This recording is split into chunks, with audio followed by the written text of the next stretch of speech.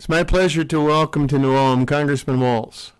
Actually, he's been here a couple of other times for important meetings, but I think this is probably promoting a bill that is even more important than any of his other meetings that he's been here. It's great for rural America. It's going to be great for New Ulm and the surrounding areas and the townships. Congressman Walz. Thank you, Mayor. Well, thank you so much, and Mayor Buseman, thank you. It's always good to be back in New Ulm. Many days spent over here in the National Guard unit, and I don't know if I told you this, but my birthday here a while back, we always celebrate it. My wife takes me to the Kaiserhof, so we can have the good schnitzel. But good morning, everyone, and to the folks who are here, a thank you to Mayor Serp, who you'll hear from Nicole Grunswick-Mickelson, Executive Director of Region 9, and then you'll get to talk to some of our labor folks here who actually build Minnesota and make things work. But we're here today, I think, out of an extension of what the country and what this state and this congressional district expects government to look like. After the previous election and drawing upon 10 years of experience as the member of Congress for this district, I've come to learn very early on. I rely on the expertise, the visions, and the goals of the mayors, the county commissioners, the city councils, the township officials who really make the things happen in their communities. And we've heard a lot about this growing gap between urban and rural Minnesota and the ability to be able to make sure the services in our rural communities are being able to be delivered, not only just at a basic level, but to be able to show the enhancement, the vitality, and the growth that is out here. And you just need to drive down the main streets of New Ulm, of Waseca, of Worthington to see that it is happening. But what this piece of legislation does, and we're here to announce it together, this was written out of having 5 town halls, countless small town meetings. We did vitality summits across the district that brought in leaders. This piece of legislation was truly written from the ground up. It was written by some of the people who are standing here. It was written by experts in different areas, and it was informed by the experiences of rural Minnesota, whether it's how to figure out how to pay for a water treatment plant in Austin, or figure out daycare shortages in Harmony. How do we come together to build capacity and making sure that federal, state, local resources are aligned? So our Small Town and Regional Vitality Investment Act, what it does is it gives the capacity for USDA Rural Development, working with our economic development agencies and our elected local leaders, moves resources to allow these communities to invest in those very vital things. And that may be, as we said, water treatment plant, but it might be daycare providers. It may be other ways to provide affordable housing for our workforce housing in rural America. And what it's going to do is it allows the capacity to move those dollars closer to where they need to make an impact. It allows local labor to be involved in that, creating jobs in the communities, and it lets us starting to get ahead of what a backlog is of things that need to be done to recruit and retain our best quality young people, making sure that we are a communities of choice for people to live, because we know our quality of life is second to none out here. We know that people choose to come here because it's a great place to raise their kids. It's incredible public schools and the services that we provide. This piece of legislation is a new way of going about that. It provides accountability in terms of preventing fraud, waste, and abuse in federal dollars, but it cuts down a lot of the regulatory burden or the paperwork burden of receiving some of these grants. And to be very honest, I think you'll hear a little bit from Nicole when she speaks about this. The capacity of our small communities to even compete in some cases is limited because we simply don't have enough people to spend the time doing the grants and jumping through the hoops to get the resources that are necessary. So we're really proud of this piece of legislation. It's got a state companion piece that we believe we can move. This is something that I think sets a marker going forward. It's our hope, and I'm a realist, but I'm always optimistic. We have a pretty slow-moving Congress right now, but these needs aren't going to change. So whoever has the privilege of representing the 1st Congressional District already has the support of the elected leaders across this district, and this is truly one of those issues that is most nonpartisan in any way possible. It's about effective use of taxpayer dollars targeted to communities that make the biggest difference, using the expertise, the judgment, and the vision of those local leaders. And with that, I'd like to turn it back over to the mayor of New Ulm, an incredibly vibrant city, a city that, as I said, you see all kinds of construction happening. We had really great announcement a while back with the maintenance facility from the Minnesota National Guard and potentially more growth. Those are the type of things that make this one of the best communities in the country to live in. It's a place where people choose to raise their children, and we believe this piece of legislation, and the ability that it puts in the mayor's and the elected officials' hands will only enhance that. So, Mayor, thank you. Thank you. This bill is fantastic. Reading through it as best I could, because I'm not sure about all those wordings in there, but this is great, and it's not only just for New Ulm, but for the New Ulm area. All of the money that can be had for us to improve the whole area. This is great, and I think next up is Mayor Serp Mayor of Serp. Waseca. welcome to New Ulm. Glad to be here, Mayor, and you're welcome anytime in Waseca. It'd be a pleasure to see you over there. My name is Roy Serp, that's SRP, and I'm the mayor of the city of Waseca.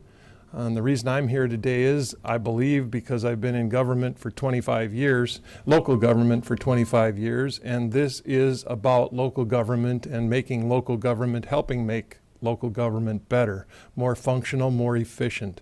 I know in these times, I speak to a lot of people on the front lines of our community, speak to a lot of people that wonder and ask, why does Washington care, or does Washington care, or they're not connected to us? And this act is a perfect example of how they are. And my community is a testimony to the fact that this type of legislation is effective and will work, and the congressman has been doing this for quite his whole term. The whole time that he's been in Congress, he's been doing exactly what this bill is and this act is laying out, coming out and getting amongst the people, amongst the folks, and finding out what's going on and what the needs are. And this couldn't make a mayor or a local city council happier than this goes through. And also, it's a dream come true for me, because I've always thought that township government probably is the most effective government, and that is because it's most connected to the people that it serves, and that is exactly what this is going to do. This legislation will put the people that are being served right in communication with who they need to speak to, and it's very positive. We're very happy about this, and I'm here to testify to that today. So thank you very much for having us. Thanks, Roy. Really appreciate it.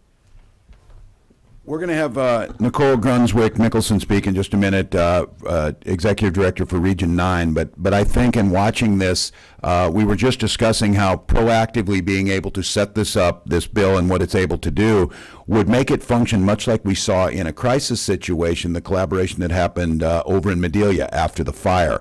And what we saw was great collaboration from federal, state, local, but Region 9 was there in the triaging, making sure we had food, water for folks, things that were all of those things that happen in the front line, but already planning in the long run. And in a very short amount of time, the revitalization of Medelia kind of rising from the ashes again is a testament to when we work together what happens, and kind of at the center of that coordination, and why this bill is focused on those people who get things done, the regional economic development coordinators. Nicole, so thank you. Thank you very much. As stated, my name is Nicole Grunswick-Mickelson. I'm the Executive Director of Region 9 Development Commission, and we are federally designated as an economic development district. We represent 9 counties, 72 cities, 147 townships, and 33 school districts. And we're able to have all of the input to help make good decisions for the region, because we are governed by 41 regional leaders across that area. But I'm here today to show my support for this legislation. As my 11th grade geography teacher stated, the congressman had stated, this legislation really allows the flexibility for our local leaders to help make those decisions. And so again, by being an economic development district, we are working with the Federal Economic Development Administration out of DC and with the Chicago office. But what we have to do to make sure that we have good investments is have the community input by doing our comprehensive economic development strategy, the CEDS. And what I really, really appreciate about this legislation, and I can say I helped probably wrote a sentence or two of it, which makes me even more excited about it, is that it utilizes the CEDS. So that means that we already have a process in place that would follow this process. And so by ensuring that all the local leaders, whether it's township, state, mayors, council members, etc., are able to share their input as to what's important to their local unit of government. So again, whether that is the city of Fairmont wanting to work on their aviation program with the high school and they need another facility at the airport, and that would be economic development for them to have a ground school location. And or the city of Waldorf, who needed more water treatment plant to have updates. All too often, these federal grants are too specific, where it's only for opioid addiction treatment with telemedicine, da-da-da-da. That's not what communities like Waseca are reaching out to me for, to say, we have 100-year-old pipes, what can we do for our water issues? And whether it's hazard mitigation to prevent the flooding, etc., things like that. So economic development means a lot of different things for different areas. This really ensures that leaders are thinking regionally. So again, by ensuring that they're going through the process, by listing off what their wish list of items are, but really what the goals are and the specific strategies of how to get there. And again, making sure it goes back to the county board and then through the USDA really ensures that checks and balances. So that's what makes me really excited about it. But also, it really levels the playing field, because right now there's so many other cities of certain sizes, and this is focused at 30,000 and less communities for the local units of government. There are entitlement and other block programs for larger cities. And right now, that's really leaving our small communities behind. This will help really level the playing field, and it's really much needed and a little bit overdue. So I really commend the congressman and his team for helping work with all of our local leaders and hearing what they were saying and saying, no, don't wait until the next person takes over the 1st Congressional District. Please have this written so we can help kind of start moving this forward to get some momentum now. So I really, really commend the team. As well as I want to mention that this type of a legislation can also help, as the congressman alluded to, for child care, for expansion of broadband. These are some of the 2 largest issues that our region has identified as economic development issues. The need for affordable quality child care, expansion of broadband across our whole area, as well as workforce housing, and continuing to be aggressive with ensuring that we have good paying jobs by, again, looking at what training programs are needed and hearing that directly from our local leaders. A few other items I wanted to just mention as well. I mentioned infrastructure and airports. We also have, when it comes to job trainings programs, Winnebago Manufacturing and the city of Blue Earth, they have said they continue to need more skilled labor, such as welders. And so again, I really appreciate that this legislation is not so specific where it's only looking at just broadband expansion or just childcare, but a really the comprehensive look at all those really important issues across our area. So again, I just really commend the team for being very forward-thinking and attempting to push this legislation forward and leaving it for a recommendation for whomever will fill the 1st congressional seat. I applaud the team for listening to the constituents and their local officials in crafting this bill, and as all too often, our small communities are left behind. Thank you. Thanks, Nicole. And Nicole highlighted this teamwork piece of this, and we're lucky today we have someone, an educational leader in Superintendent Joe Brown from Fairmont, and mentioned this issue of aviation, and mentioned this issue of job training, mentioned the issue of welding with our the need that's out there. All of these things are happening in partnership in our schools, making sure that it leads to those jobs that you see folks standing here that actually do these jobs. So Joe Brown, thank you. Appreciate it. Thank you. Yeah. Thank you, Congressman. Congressman, I just want to remind you, 20 years ago this summer, you took my son Jeb to China. Yes, we did. So we've been. Brought him back. You brought him back. You did. Well, I am Joe Brown, superintendent at Fairmont Public Schools, located in south central Minnesota. We're located in Martin County. Martin County produces on an annual basis 2 million hogs every year. We have 2 ethanol plants, a soybean crushing plant, thousands of acres of corn and soybeans. We are fortunate to live in the breadbasket of America. The 1st Congressional District feeds millions of people, and we have lots of silos in the 1st Congressional District. And what this legislation does, in my opinion, is that it breaks down the silos of city, county, township, school district, state government, federal government. We cannot afford to do things in the future as we've done for many years. We've got to work together. And we got to put these partnerships together for the betterment of our children and the future of Minnesota. In the next 48 months, the next governor is going to be faced with the need to produce 260,000 additional skilled workers in the next 48 months, because people are my age or younger and are retiring from the skilled workforce. We need 260,000 additional skilled workers. How are we going to do that? Well, we got to do things differently, and that's what we're trying to do down in Fairmont. The congressman mentioned welding. We have a welding academy of 20 welding units. We teach Saturday welding classes, summer welding classes, classes at night. We only use our public schools 14.7% of the school year. 85.3% of the time the kids aren't in our buildings. Those have to change.